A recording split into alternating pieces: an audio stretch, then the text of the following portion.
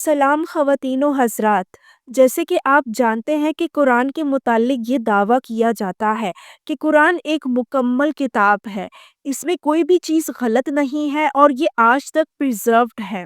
اس بارے میں تو کافی بات کی جا چکی ہے کہ قرآن میں کیا سائنسی غلطیاں ہیں، لیکن قرآن پاک میں کچھ ہسٹوریکل ایررز بھی موجود ہیں۔ جیسے کہ آپ جانتے ہیں کہ کرسمس کا تہوار ہے، حضرت عیسیٰ کی پیدائش کے دن کرسمس سیلیبریٹ کی جاتی ہے، لیکن کیا آپ کو اس بات کا علم ہے کہ قرآن میں جہاں حضرت عیسیٰ کی پیدائش کا واقعہ بیان کیا گیا ہے وہاں بہت سی ہسٹوریکل مسٹیکس موجود ہیں۔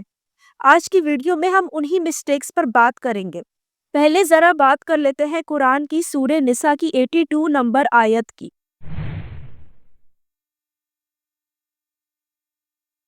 جس میں خود اللہ تعالیٰ فرماتے ہیں کہ کیا تم لوگوں نے غور نہیں کیا کہ اس کتاب میں یعنی قرآن میں کسی قسم کا کانٹرڈکشن، کوئی اختلاف نہیں پایا جاتا۔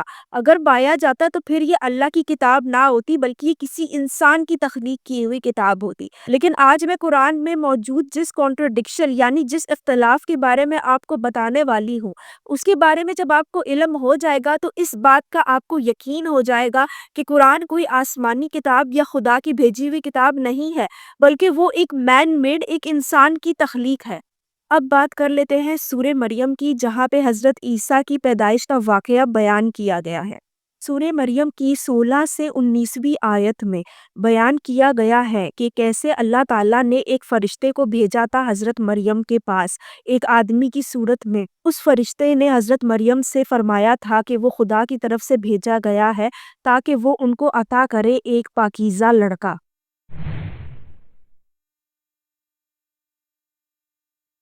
اس کے بعد اگر آپ سورہ مریم کی 27ویں سے 28ویں آیت دیکھیں تو اس میں آپ کو پتا چلے گا کہ کیسے جب حضرت مریم عیسیٰ کو اپنے ساتھ لے کر آئیں تو لوگوں نے ان کو برا بھلا کہا۔ جب لوگوں کو یہ گمان ہوا کہ شاید یہ بچہ حضرت مریم نے شادی کے بغیر ہی پیدا کیا ہے، تو حضرت مریم کو مخاطب کرنے لگے یہ کہہ کے کہ اے ہارون کی بہن، تمہارا باپ تو کوئی برا آدمی نہیں تھا اور نہ ہی تمہاری ماں کوئی بری عورت تھی۔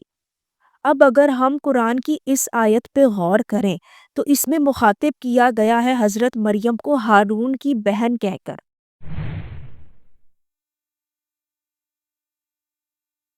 یہ بات ہر عیسائی کو یعنی کہ ہر کرسچن کو اچھی طرح سے معلوم ہے کہ حضرت مریم کا کوئی بھائی نہیں تھا جس کا نام ہارون ہو۔ اسی طرح قرآن کی سورہ تحریم کی 12 نمبر آیت، جہاں پہ دوبارہ ذکر ہے حضرت عیسیٰ کی پیدائش کے واقعے کا، وہاں پہ حضرت مریم کو مخاطب کیا گیا ہے عمران کی بیٹی کہہ کر۔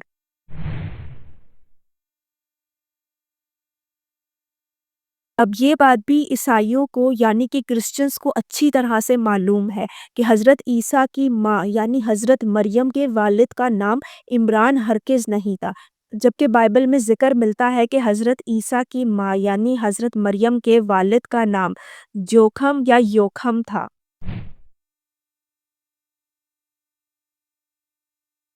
یہ قرآن میں ایک بہت بڑی ہسٹوریکل مسٹیک ہے۔ اگر ہم بائبل کو پڑھیں اور اس پہ غور کریں تو وہاں بھی ہمیں حضرت عمران کا ذکر ملتا ہے، لیکن حضرت عمران کی جو اولاد تھی ان کا نام تھا حضرت موسیٰ، حضرت ہارون اور حضرت مریم۔ اب وہ جو حضرت مریم تھی وہ کوئی اور تھی، وہ حضرت عیسیٰ کی ماں نہیں تھی۔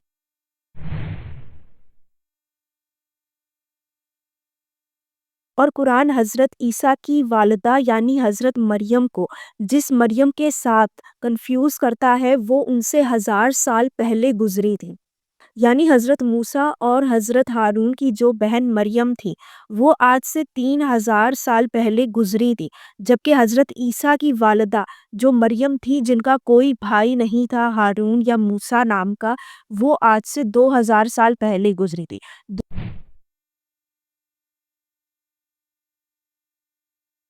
قرآن میں موجود یہ بڑا ہسٹوریکل ایرر اور اختلاف جو ہم نے آج ڈھونڈ نکالا ہے، یہ حضرت محمد کے زمانے میں بھی نکالا گیا تھا۔ عیسائیوں نے اس زمانے میں بھی اس بات پر اعتراض کیا تھا کہ قرآن میں یہ اختلاف کیوں موجود ہے۔ اس واقعے کے متعلق باقاعدہ صحیح مسلم میں ایک حدیث بھی موجود ہے۔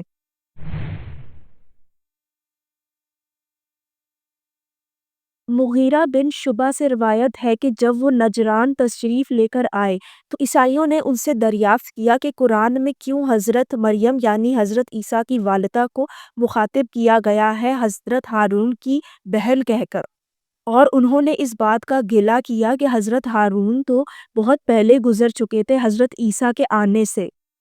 پھر جب مغیرہ بن شعبہ حضرت محمد کے پاس تشریف لے کر آئے اور ان سے پوچھا قرآن میں موجود اس اختلاف کے بارے میں، تو حضرت محمد نے ان سے فرمایا کہ لوگ اکثر پرانے زمانے کے جو نیک لوگ ہوتے تھے ان کا نام لے کر دوسروں کو پکار لیا کرتے تھے۔ چلیں یہ بات تو اس موقع پہ ٹل گئی، لیکن یہی سوال دوبارہ بھی اٹھا تھا اور دوسری بار اس اختلاف کا ذکر حضرت عائشہ سے کیا گیا تھا۔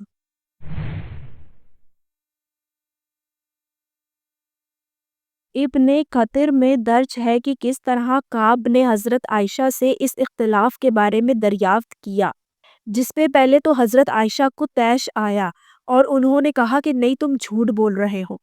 پھر جب مزید کعب نے وضاحت کی کے بعد حضرت عائشہ خاموش ہو گئی اور انہوں نے خاموشی سادھ لی۔